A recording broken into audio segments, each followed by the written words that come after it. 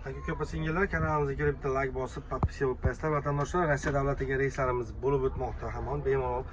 Qo'rqmasdan ko'pchilik hozir Gostuga chiqdi, QR kod chiqdi, uni registratsiya qilmasdan ketib bo'lmayapti deb ko'pchilik aytyapti. Unaqa emas vatandoshlar.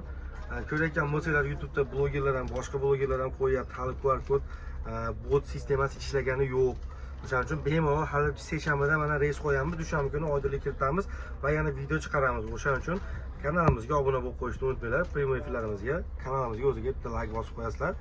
Moskva metro Kotelnikiga reyslarimiz bo'lib o'tmoqda. Bemalol seshanba va payshanba, juma kunlari reyslarimiz bo'ladi, qadrli yurtdoshlar.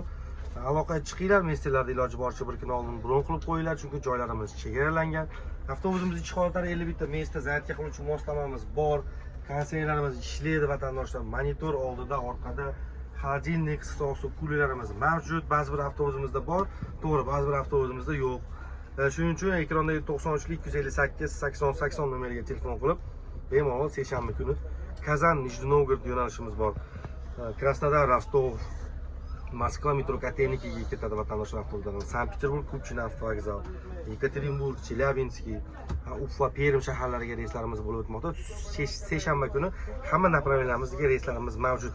Aloqaga chiqinglar, iloji boricha messenlarda bron qilinglar. Tanlovda adashib qolmanglar, bizni kuzatishda davom etinglar. Yana videolar chiqaramiz. Gostugadan qo'rqmanglar vatandoshlar. Tanlovda adashib qolmanglar, sog' bo'linglar.